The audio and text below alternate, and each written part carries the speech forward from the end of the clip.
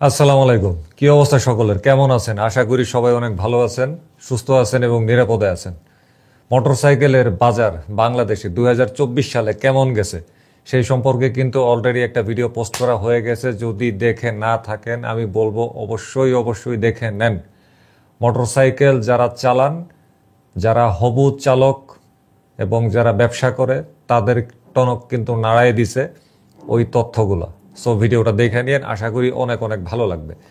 এখন এই সাম্প্রতিক সময়ে আমাদের যে গুজবের কারখানা যাকে বলা হয় সোশ্যাল মিডিয়া ফেসবুক, সেইখানে 600 সিসির মোটরসাইকেলের অনুমোদন নিয়ে বিভিন্ন ধরনের পোস্ট আরেকটা আলোচনার জন্ম দিয়েছে।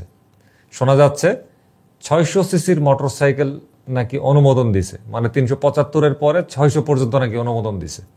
তো এটা আসলে জিনিসটা কি, এগুলা নিয়েই হচ্ছে আমরা আজকে কথাবার্তা বলবো। এবং এই পোস্টগুলা কিন্তু আমরা কিন্তু অনেকেই কিন্তু দেখছি। এখন আসলে ঘটনাটা কি, এটা কি আসলে গুজব নাকি বাস্তব? ঠিক আছে, তো এই পোস্টটা দেখা আমার মধ্যে কিন্তু আমি কোনো বিভ্রান্তির শিকার হই নাই।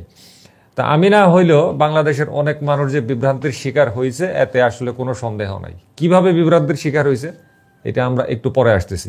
এখন দেখেন, 600 সিসির অনুমোদন মিলছে এই সম্পর্কে আর কে হাসান নামের ফেসবুক অ্যাকাউন্ট থেকে 19 জানুয়ারি সকাল 9টার দিকে পোস্ট করা হয়েছে।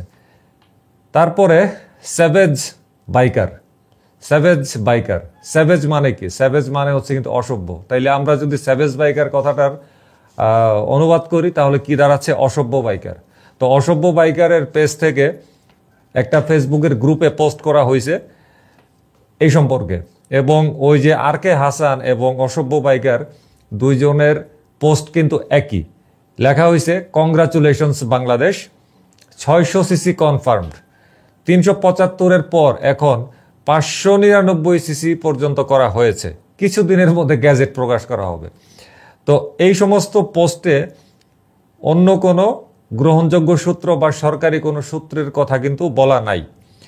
এমন কোনো সিদ্ধান্ত হয়েছে কিনা এটা জানার জন্য সড়ক পরিবহন ও মহাসড়ক বিভাগের ওয়েবসাইটে ঘাটলাম, কোনো তথ্য নাই। পাশাপাশি বিআরটি এর ওয়েবসাইটেও কিন্তু ঘাটছি এবং সেইখানেও কিন্তু এ ধরনের কোনো তথ্য নাই। এছাড়া আমাদের দেশের মধ্যম সারি, উচ্চ সারি, নিম্ন সারি যত ধরনের গণমাধ্যম আছে, কোনো গণমাধ্যমে এই সম্পর্কে একটা তথ্যও কিন্তু খুঁজে পাই নাই। বাংলাদেশে মোটরসাইকেলের সিসি লিমিট 600 পর্যন্ত উন্নীত করা হয়েছে কিনা এটা জানার জন্য বাংলাদেশ সড়ক পরিবহন কর্তৃপক্ষ অথবা বিআরটিএ এর উপপরিচালক প্রকৌশলী 1 মোহাম্মদ তৌহিদ ইসলাম তুষারের সঙ্গে যোগাযোগ করছিল বাংলাদেশের আজকের পত্রিকা নামের একটা সংবাদপত্র। তো সেই পত্রিকার সংশ্লিষ্ট প্রতিনিধিকে প্রকৌশলী মোহাম্মদ তৌহিদ ইসলাম তুষার জানাইছে বাংলাদেশে মোটরসাইকেলের লিমিট হচ্ছে এখন পর্যন্ত সর্বোচ্চ 375। 600 সিসি লিমিট পর্যন্ত যে উন্নীত হয়েছে সেইটা সংশ্লিষ্ট প্রকৌশলী সাহেব বলছে যে এটা হচ্ছে মিথ্যা। স্বরাষ্ট্র মন্ত্রণালয়ের একটা বৈঠকে 2023 সালের সেপ্টেম্বরে বাংলাদেশে সিসি সীমা 165-র পরে 375 সিসি পর্যন্ত উন্নীত করা হয়েছে। স্থানীয় বাজার উৎপাদন করতে পারবে এবং বিপণন করতে পারবে। আর এইটার আগে 375 পর্যন্ত অনুমোদন পাওয়ার আগে আমাদের দেশে সর্বোচ্চ সিসি লিমিট ছিল 165। এবারে মিলায় দেখেন যে আমাদের এইসব গুজব বাবারা, গুজবের কারখানা ফেসবুকে 600 সিসি সম্পর্কে যে কথাবার্তা ছড়াচ্ছে এটা সত্য নাকি মিথ্যা। আমি এই তথ্যগুলা যেখান থেকে সংগ্রহ করছি এবং আমি নিজে পড়ছি, এগুলা মিলে আমি ঘাটাইয়া দেখলাম যে আসলে এটা একেবারে গুজব, এটার কোনো ভিত্তি এখন পর্যন্ত রচিত হয়নি। আমি আন্দাগুন্দা একটা কথা বইলা দিলাম তাইলে তো হইল না, তাই না? আমার তো নির্দিষ্ট এবং গ্রহণযোগ্য কোনো সোর্স লাগবে। এখন বলল যে ভাই 600 সিসি পর্যন্ত লিমিট বাড়ছে। কই শুনছেন?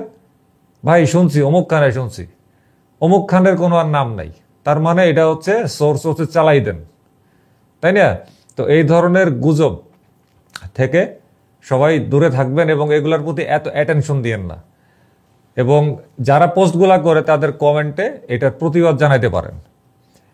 এই যে তারা যে পোস্টগুলা করছে, এই পোস্টের কমেন্টগুলার মধ্যে অনেক মানুষ আছে ঝাঁপায়ে পড়ছে, শুক্রিয়া, আলহামদুলিল্লাহ, কংগ্রাচুলেশন লেখা কিন্তু পুরো ভরাই ফেলতেছে। তো ওই যে ভিডিওর শুরুতে বলছিলাম না যে ব্যক্তিগতভাবে আমি এই পোস্ট দেখা কিন্তু কোনো বিভ্রান্তির শিকার হই নাই, কিন্তু যারা শুক্রিয়া আলহামদুলিল্লাহ বইলা তৃপ্তির ঢেকুর তুলতেছে তারাই হচ্ছে কিন্তু বিভ্রান্তির শিকার হয়েছে এবং আরও কয়জন মানুষকেও বিভ্রান্তির জালের মধ্যে ফেলে দিচ্ছে। এই হচ্ছে আমাদের অবস্থা। মানে আমরা গুজব জিনিসটাকে এত পছন্দ করি, আমাদেরকে গুজব দ্বারা এত সহজে প্রভাবিত করা যায়, এটা আমরা রাজনৈতিক ক্ষেত্রেও দেখছি এবং এই মোটরসাইকেলের সিসি সীমা এগুলা তো মানে মামুলি বিষয়। আমাদের দেশে যখন রাজনীতি নিয়ে মেসাগার হয়ে গেছে অতীতে, তখন আমরা দেখছি না কত জাতের গুজব ছড়ানো হয় এবং মানুষও এগুলা শুনে, মানুষও এগুলা দেখে, মানুষ এগুলো পছন্দ করে। আসলে আমরা হয়ে গেছি একটা গুজব প্রিয় জাতি, গুজববাদ জাতি। গুজব ছড়াইতে পছন্দ করি এবং গুজব শুনতে ভালোবাসি। ঠিক আছে, তাই না? এই তো ব্যাপার। তাইলে এখন গুজব চলতেছে কি মার্কেটে 600 সিসি পর্যন্ত সিসি লিমিট বৃদ্ধি করা হয়েছে। আবার বলছে কি গ্যাজেট আগে প্রকাশ করা হয়েছে। বাবা রে বাবা, কি যে একটা অবস্থা রে ভাই। এইদিকে মোটরসাইকেলের বাজারের বেগতিক অবস্থা নিয়ে কোম্পানি ভীষণভাবে দুশ্চিন্তিত। পাশাপাশি মোটরসাইকেলের যে পরিমাণ মূল্য বৃদ্ধি পাইছে, এতে করে ক্রেতা সাধারণ দুশ্চিন্তিত। অনেক ক্রেতা আছে যারা মোটরসাইকেল ক্রয় করতে পারতেছে না, আর এর মাঝখান দিয়ে এসে ঢুকছে 600 সিসি। এটা চিন্তা করা যায়? কি ভয়াবহ ব্যাপার, তাই না? এইদিকে মোটরসাইকেলের বাজার নিয়ে যে ভিডিওটা আমি অলরেডি প্রকাশ করছি, এটার মধ্যে আরও কিছু গুরুত্বপূর্ণ পয়েন্ট আছে। ওগুলা নিয়ে কিন্তু আমি আলাদা আলাদা ভিডিও প্রস্তুত করব আস্তে ধীরে। অনেক কথাবার্তা বলার আছে, বিশেষ কথাবার্তা বলার প্রয়োজন আছে, ছোট করে হোক বড় করে হোক।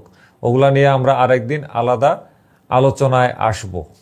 পাশাপাশি জানুয়ারি 2025-এ কোনো মোটরসাইকেলের, হ্যাঁ 1-2টা হয়তো বা দামের আপডেট দিছি, কিন্তু অধিকাংশেরই দামের আপডেট রয়ে গেছে, কারণ এদিকে আবার ভ্যাট ট্যাক্স কিন্তু বাড়াইছে।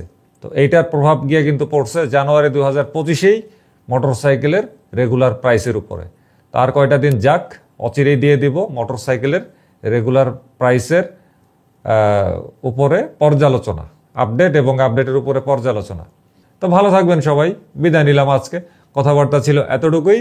নো 600 সিসি এখন পর্যন্ত অনুমোদন হয় নাই। আল্লাহ হাফেজ, আসসালামু আলাইকুম।